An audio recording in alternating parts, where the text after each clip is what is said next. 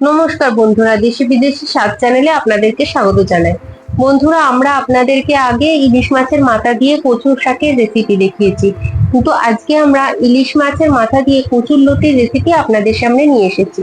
খুব কম সময় ঘরোয়া উপকরণ দিয়ে কি করে এই ইলিশ মাছের মাথা দিয়ে কচুর লতির রেসিপি ঘরেতে বানিয়ে নেওয়া যায়, আসুন দেখে নেওয়া যাক তার রেসিপিটি।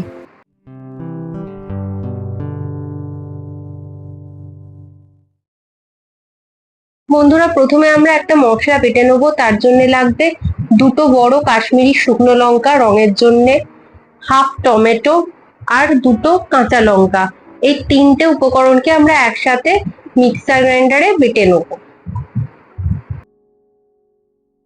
কড়াটাকে মিডিয়াম ফ্লেমে বসাবো। বসিয়ে কচুর লতিগুলো সামান্য ভাপিয়ে নেওয়ার জন্য দিয়ে দেবো পরিমিত জল।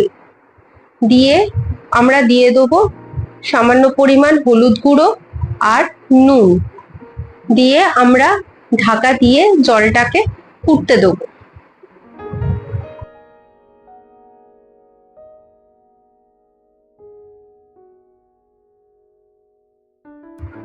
দেখুন, আমাদের জলটা ফুটতে শুরু করেছে। এবার আগে থেকে কেটে টুকরো করে রাখা কচুর লতি আমরা ওই ফুটন্ত জলের মধ্যে দিয়ে 3 থেকে 4 মিনিটের জন্য ঢাকা দিয়ে মিডিয়াম ফ্লেমে আমরা কচুর লতিগুলোকে ভাপিয়ে নেব।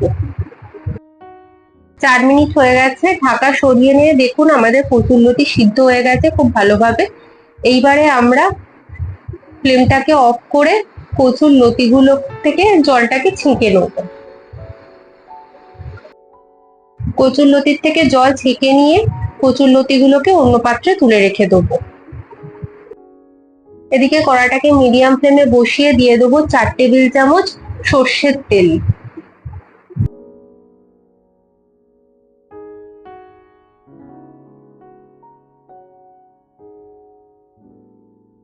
তেল ভালো করে গরম হয়ে গেছে।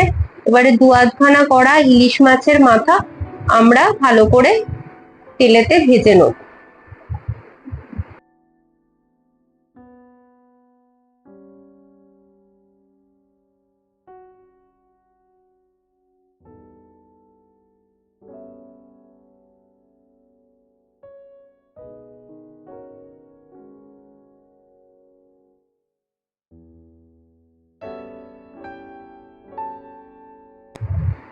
আমাদের ইলিশ মাছের মাথা খুব ভালো করে ভাজা হয়ে গেছে। এবারে আমরা ওই ইলিশ মাছের মাথার টুকরোগুলোকে অন্য পাত্রে তুলে রেখে দেবো।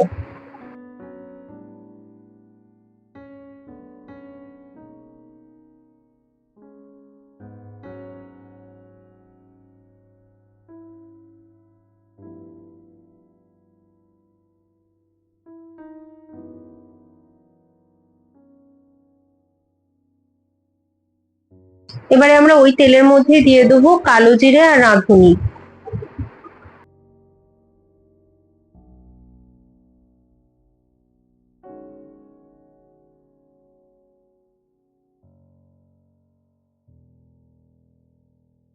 সাথে দিয়ে দেবো দুটো শুকনো লঙ্কা।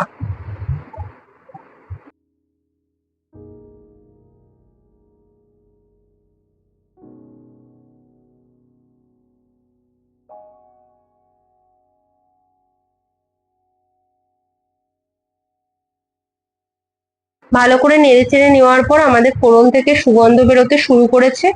এবারে দিয়ে দেবো সিদ্ধ করে রাখা কচুর লতি। সাথে দেবো হলুদ গুঁড়ো আর স্বাদ অনুযায়ী নুন। নেড়ে চেড়ে 1 মিনিটের জন্য মিডিয়াম ফ্লেমে ঢাকা দিয়ে রাখবো। 1 মিনিট হয়ে গেছে। ঢাকা সরিয়ে নিয়ে আরো একটু ভালো করে কচুর লতিগুলোকে আমরা নেড়ে চেড়ে নেব। নিয়ে আরো 2 মিনিটের জন্য আমরা মিডিয়াম ফ্লেমে ঢাকা দিয়ে রাখবো।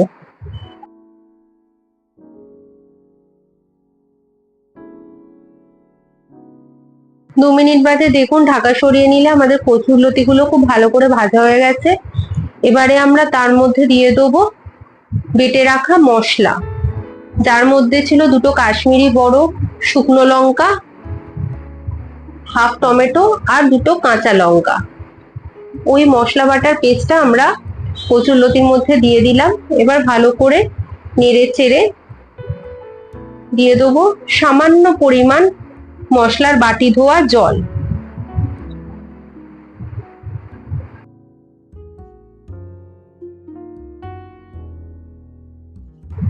দু মিনিটের জন্য আমরা ঢাকা দিয়ে মিডিয়াম ফ্লেমে মশলাটা কষে নেব। 2 মিনিট হয়ে গেছে, ঢাকা সরিয়ে নিয়ে দেখুন আমাদের মশলা ভালো করে কষা হয়ে গেছে, মশলা থেকে তেল বেরোতে শুরু করেছে। এইবারে আমরা দিয়ে দেবো বাটি ধোয়া বাকি মশলার জলটা।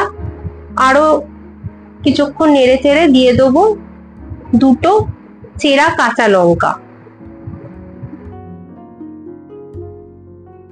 দিয়ে দেবো পরিমিত জল, দিয়ে আমরা ফোটার জন্য ঢাকা দিয়ে মিডিয়াম ফ্লেমে রেখে দেবো। ঢাকা সরিয়ে নিয়ে দেখুন আমাদের কচুরলতি গ্রেভি ফুটতে শুরু করেছে। এবারে ওর মধ্যে দিয়ে দেবো ভেজে রাখা ইলিশ মাছের মাথার টুকরোগুলো। আমরা মাছের পিসগুলোকে মাথার টুকরো করে নিয়েছি। দিয়ে দেবো ওই যে পাত্রের ইলিশ মাছের মাথার টুকরো ছিল সেই পাত্র ধোয়া জল, দিয়ে আমরা ঢাকা দিয়ে 5 মিনিটের জন্য মিডিয়াম ফ্লেমে রান্নাটা হতে দেবো। 5 মিনিট হয়ে গেছে, ঢাকনাটা সরিয়ে নিয়ে দেখুন আমাদের ইলিশ মাছের মাথা দিয়ে কচুরলতি রেডি হয়ে গেছে। আমরা তরকারিটা শুকনো শুকনো করেছি, আপনারা চাইলে ঝোলঝোলও করতে পারেন। দেখুন রংটা কত সুন্দর এসছে।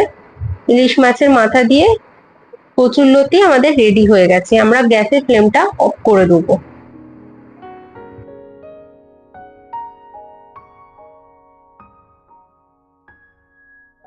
বন্ধুরা আপনারা এই পদ্ধতিতে ইলিশ মাছের মাথা দিয়ে কচুরলতি রেসিপিটা অবশ্যই ঘরেতে বানিয়ে দেখবেন, আর আমাদেরকে কমেন্টে জানাবেন যে কেমন লাগলো।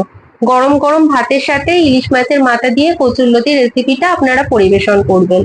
আর বন্ধুরা আপনাদের যদি আজকের এই রেসিপিটা ভালো লেগে থাকে তাহলে অবশ্যই আমাদের চ্যানেলটিকে সাবস্ক্রাইব করবেন, লাইক করবেন, শেয়ার করবেন, তাহলেই সকলে জানতে পারবে। সাবস্ক্রাইবের পাশে যে বেল আইকনটা আছে প্রেস করবেন, তাহলে যত নতুন ভিডিও আমরা আপলোড করব সবার আগে আপনারা দেখতে পারবেন। বন্ধুরা আরো নতুন নতুন ভিডিওর জন্য আমাদের সাথে যুক্ত থাকুন। আরো নতুন ভিডিও নিয়ে আপনাদের সামনে চলে আসবো। আজকে এই পর্যন্তই, ধন্যবাদ।